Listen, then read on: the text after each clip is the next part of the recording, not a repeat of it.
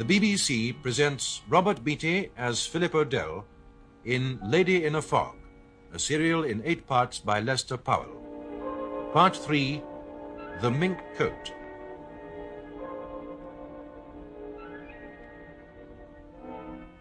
Philip O'Dell, a young Irishman who's been working as an American agent, is on his way home to Dublin when he meets Heather McMara in London. She tells him that her brother Ricky has been drowned and that she suspects murder. She asks O'Dell to help her investigate. Somewhat reluctantly, he agrees. The following night, they find the body of Marilyn Peters, Ricky's girlfriend. And this decides O'Dell that the time has come to make a report to the police. He goes to Scotland Yard. If you'll wait here, Mr. O'Dell, the inspector will be up in a minute. He's down in the radio room. Thanks. It's nice to see you again, but it's a bit late for making a social call, isn't it? After midnight, you know. This isn't a social call, Sergeant Layton. Oh, it wouldn't be another case of international espionage, would it? Sorry, only a double killing job. Ah, that. Well, not that it makes any difference to me nowadays. If someone had pinched the House of Commons, I wouldn't get to work on it. How do you mean? Well, the inspector does all the work round here. All the brain work, that is. Oh, we've got a new inspector, by the way. A young chap by the name of Rigby. Simon Rigby. Good man? College boy. Oh, I see. Mr. O'Dell? Yes. I'm Inspector Rigby. You wanted to see me about this McMara case? That's right. Well, please sit down. Thank you. All right, Sergeant Layton, you can go. Thank you, sir. You must be very agitated, Mr. O'Dell. Agitated? Calling at Scotland Yard at this late hour. Oh, I see. Well, crime like history is often made at night, isn't it? Perhaps they're the same thing, crime and history. It depends on your viewpoint. Alexander, Genghis Khan, Napoleon, all history makers, all criminals. Well, what about Ricky McMara? He was found in the Thames on Thursday. I know. Cause of death, drowning. No, murder. Murder? Plain, straightforward, bloody murder. Can you prove it? I think so. Last night I went to see his girlfriend, a girl called Marilyn Peters. She didn't tell me very much. She was upset, but this morning she came to my hotel and said she was being watched. And she was plenty scared. She had reason. A little less than an hour ago, I had to break down the door of her room. She'd been strangled. And you think this proves McMara was murdered? Don't you? There might be other explanations? Oh, sure. She might have been knocked off by someone she beat to the Antarctic, or a Sputnik might have lighted on her. Anything might have happened, but for my money, she was rubbed out by the person who killed McMara. And do you know who that person is? Well, I can give you a lead. Somewhere in this fog, there's a dame in a mink coat who could tell you plenty about these 2 killings. She's in her early 30s. She's got big blue peepers and jet black hair. She drives a big car that looks like Buckingham Palace on wheels. You find her, and you may have the murderer. How do you come to be mixed up in this, Mr. O'Dell? I'm a friend of McMara's sister, Heather. She asked me to make some inquiries. I see. Yes, and there's a whole lot more to see. This is no backstreet mix-up, Inspector. A couple of eminent citizens are involved. Christopher Hampton, the racehorse owner, and Martin Sowerby, the newspaper editor. Murder in this case moves on thick pile carpet. Would you care to write out a statement? Sure. Give me some paper and I'll do it right now. No, not now. Go home and sleep on it. Come back here at 10 o'clock in the morning. Look, Inspector, things are moving fast. There isn't time for anyone to sleep on anything. There isn't any time for anyone to sleep. Do as I say, Mr. O'Dell. You'll find it'll work out better. Okay. This girl, Marilyn Peters, where's her body now? In a rooming joint in South Kensington, Sydney Street. There's a constable outside the house. I reported to the local station before I came around here. Good. I'll go along there right away. Don't you want me to come with you? No, I don't think so. I found the body, remember? I shan't forget that. I shall see you here at 10, then. Surely. Oh, there's one other thing, Mr. O'Dell. Keep out. What do you mean? I can handle this case without the assistance of an amateur.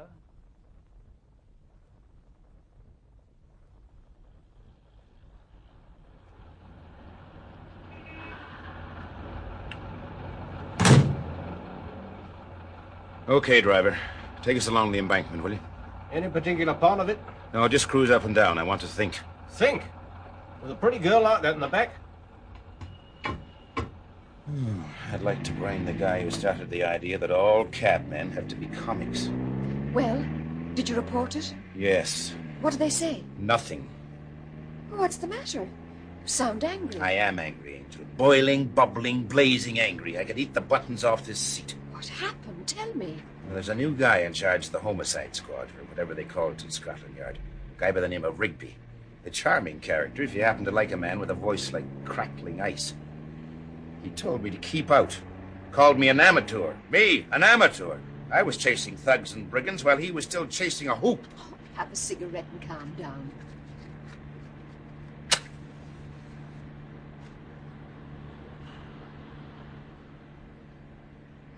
Angel, why is it your cigarettes always taste of perfume? I work in the perfumery department, remember? Couldn't manage to work for a distillery for a change, could you? Oh, the fog's lifting. Oh, doesn't the river look lovely at night? Oh, tell the taxi driver to stop. I'd like to sit here and look at it for a bit. Driver, stop here, will you? The lady wants to look at the river. Don't you two ever go to bed? I know a good answer to that, but in the interest of public decency, I won't utter it.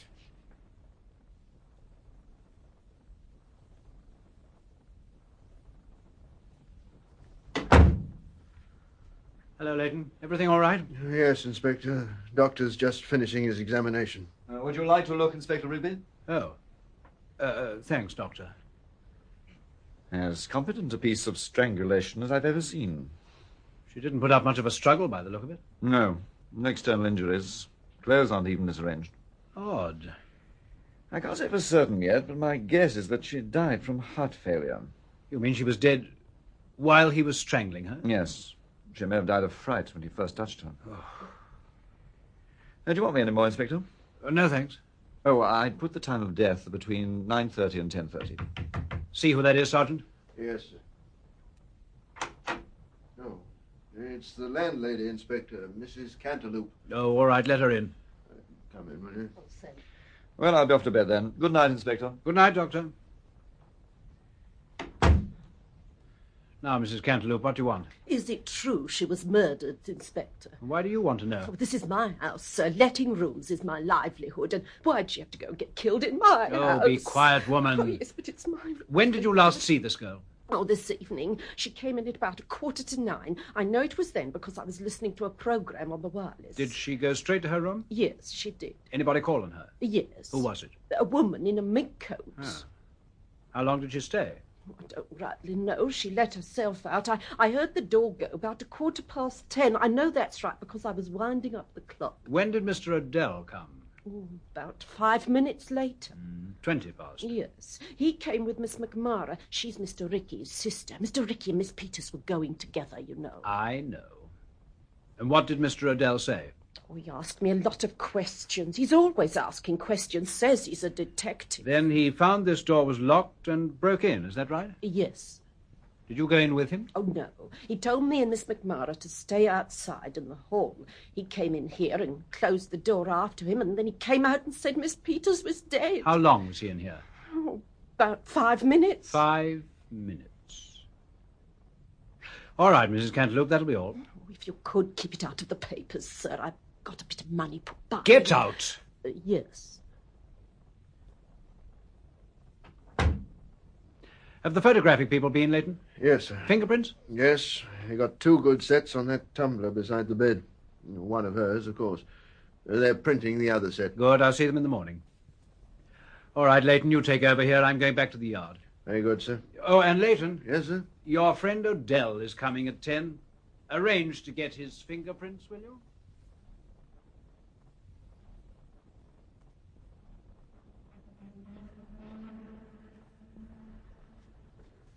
Well, Angel, have you seen enough of this river? Yes. Oh, I'm getting a bit sleepy. Good. My arm's away ahead of you. It's been asleep for half an hour. Now we'll get a move on. I've been thinking. Where are we going? Milton House. But isn't that where Christopher Hampton lives? It is. What? Are you going to call on him? I am. this hour? It's nearly 1 o'clock in the morning. Mr. Hampton's got late hours written all over his face. But didn't Inspector Rigby tell you to lay off? He did, but who ever heard of an Irishman obeying an order? Driver, Milton House, Ryder Street. Good. I'm sick of looking at this river.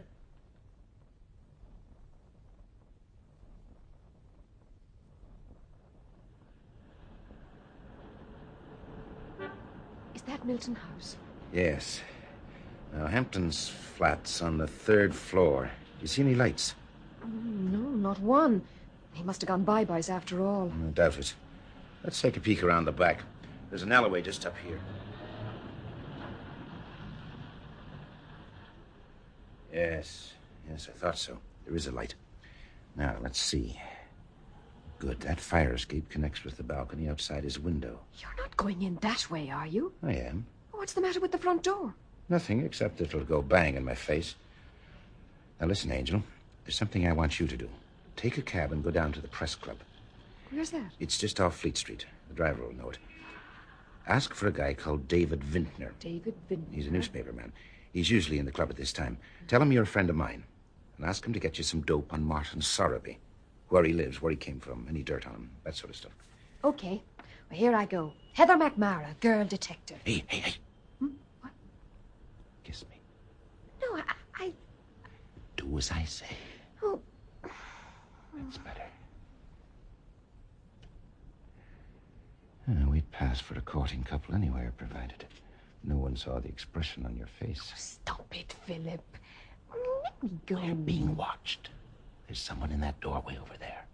I can't see anyone. Just the same, there's someone there. Now keep still. My right foot's gone to sleep. It's all right. He's moving away now. Who could it be? I don't know. I don't like it. When I'm being tailed, I'd like to know why. It might be a peeping Tom. Don't peeping Toms usually stick around the parks? Not always. Of course, it would be worth any peeping Tom's while to follow you off the beaten track, Angel. Now you're getting maudlin. He's gone now. What do we do? You get down to the Press Club, and I'll go up that fire escape. Goodbye, Philip. Take care of yourself.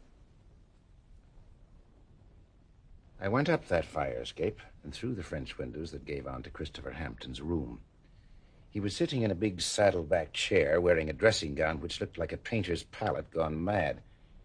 He looked up, went as pale as a man with his coloring ever could, and said... Oh, the devil! Oh, it's you. Forgive my intruding on you like this, Mr. Hampton, but I figured your man Parkin would have said you were out if I'd come to the front door. You're not such a bad detective after all, Mr. Odell. That's exactly what he would have done. Handy, that fire escape. Very. I must get it taken away. Found any more murders since I saw you last?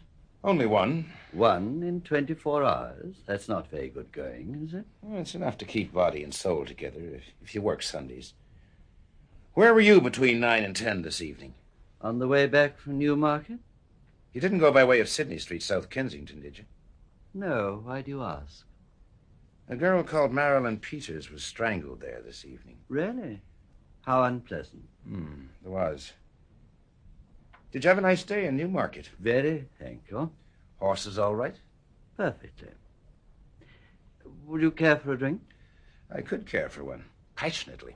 Brandy, perhaps? Brandy, certainly. Good. I hate to say I told you so, Mr. Odell. Which means you're going to do it. I did warn you that the unpleasant things happen in a London fog. Don't you remember? I remembered it very clearly when I broke down that door and saw that girl lying strangled on her bed. Here's your drink. Thank you. Aren't you joining me? No, I have to take my medicine in a moment. Oh, yes, of course. The old nerve tonic. How are the nerves coming along? Oh, quite well, thank you. They weren't affected by that nasty business in Marilyn Peters' room, were they? What are you talking about?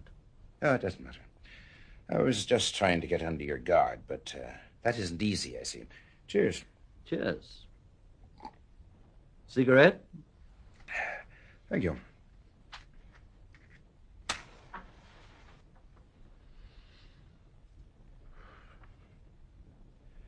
Why were you paying Ricky McMara hush money? Randy all right? First rate. I asked you a question.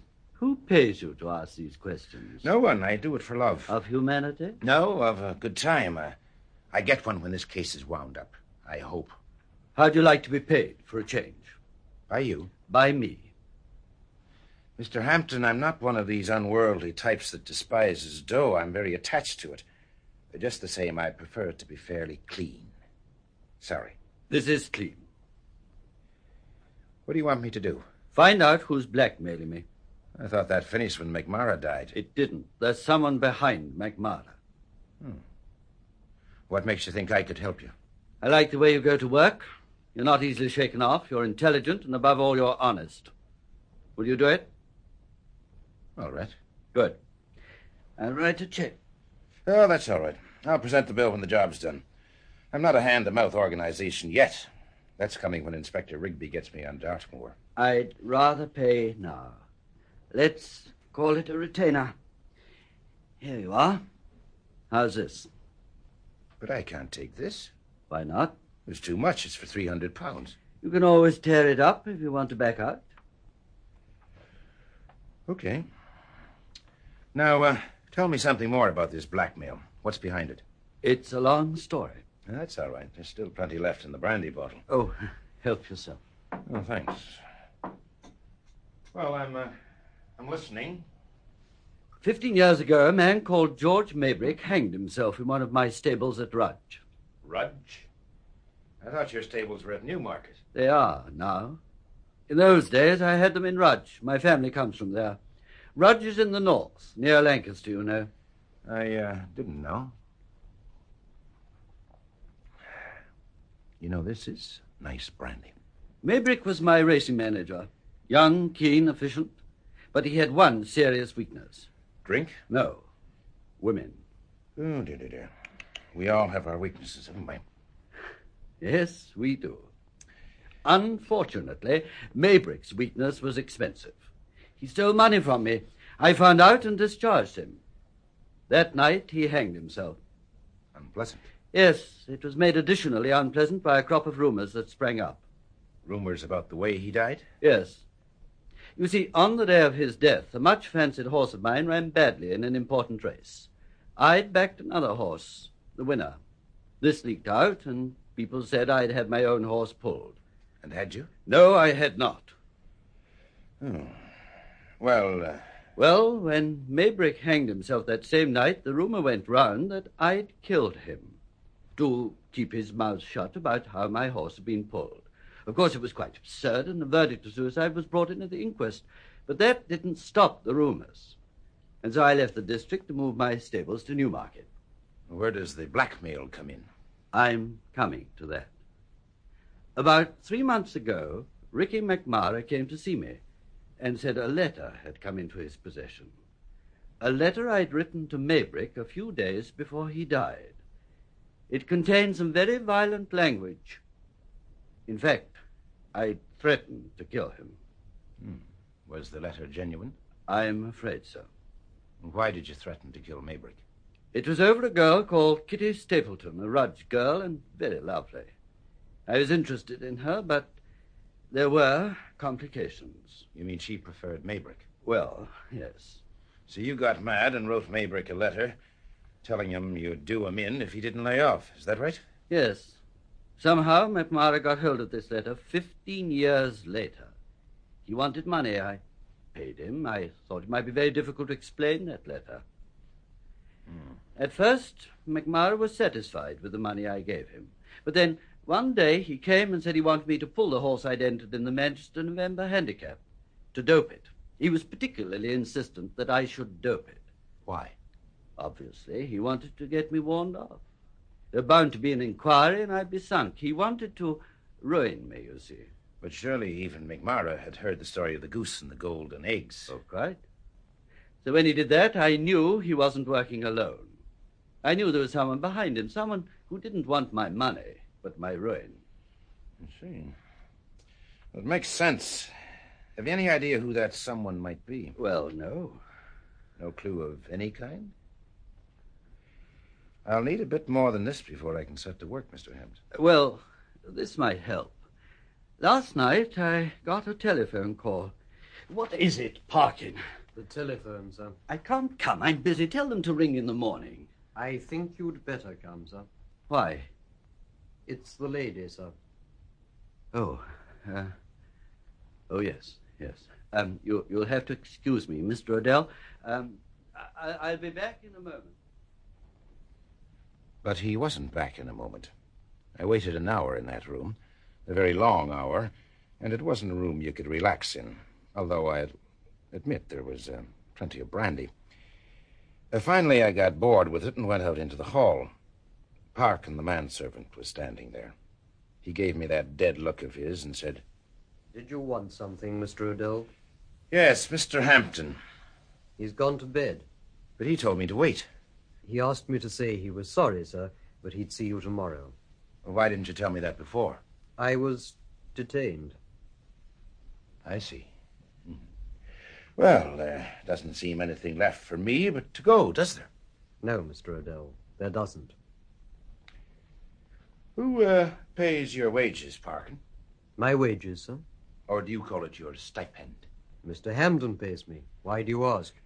I wondered if someone else paid you to shut him up when he was on the point of giving something away, opening his mouth too wide, you know. I don't think I understand you, sir. Never mind. Sometimes I don't think I understand myself. Oh, Parkin? Yes, sir? Do you know a woman who wears a mink coat, in her early 30s, dark, worth looking at, drives a big car? No, Mr. Odell, I don't. As if you'd tell me.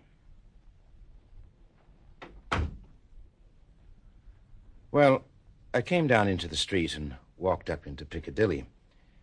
Then I wandered along slowly, trying to get things straightened out in my mind.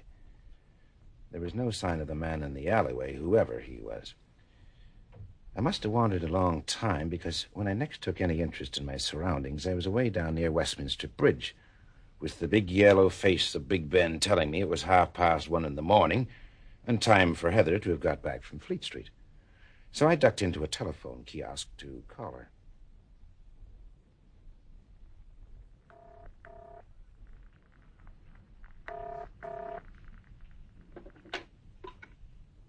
Hello?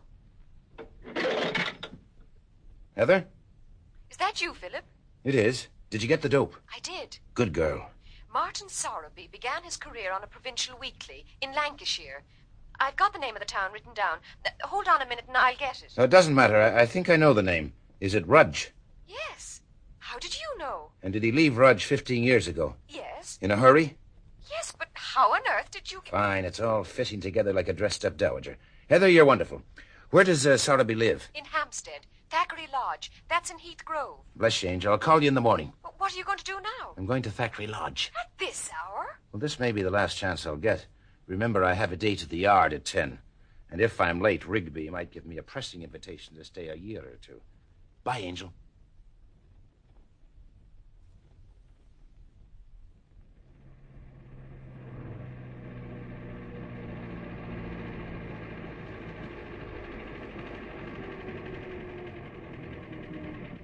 This is it, sir.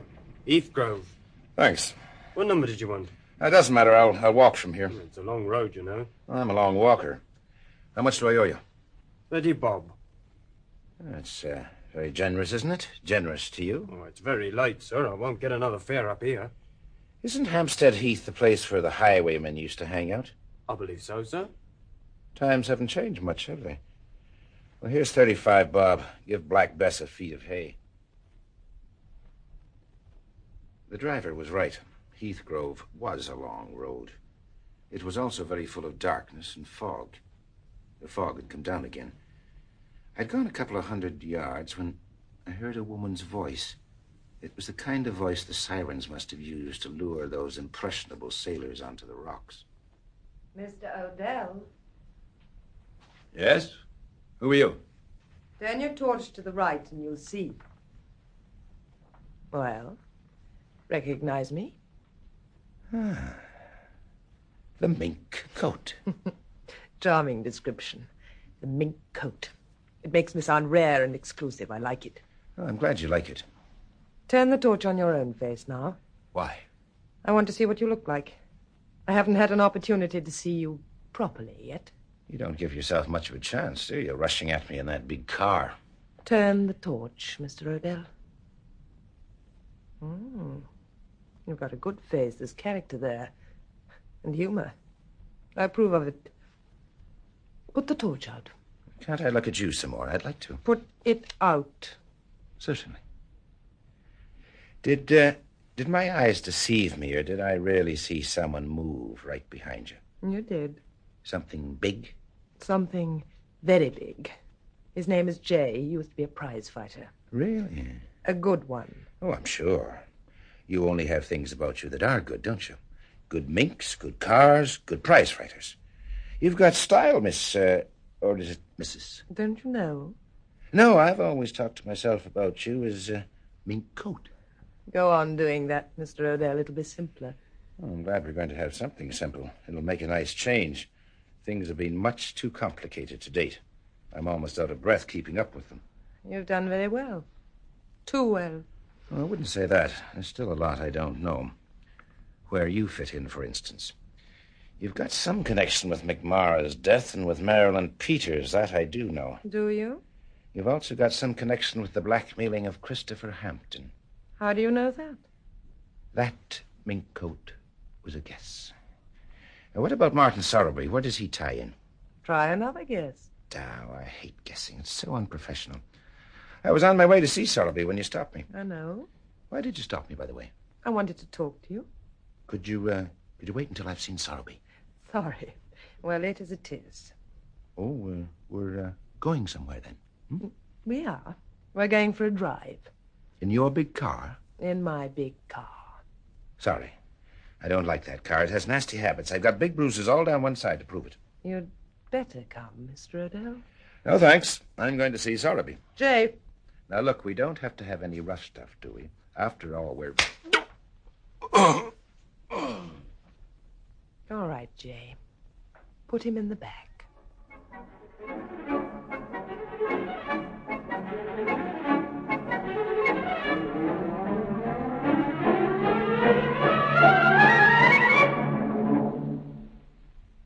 That was The Mink Coat, the third episode of Lady in a Fog, a serial in 8 parts by Lester Powell, with Robert Beatty as Philip Odell and Sheila Manahan as Heather McMara. The part of Christopher Hampton was played by James Thomason, Inspector Rigby by Edward Jewsbury, Sergeant Layton by Geoffrey Siegel, and The Lady in Mink by Mary Wimbush. Other parts were played by members of the BBC Drama Repertory Company. Production by Martin C. Webster.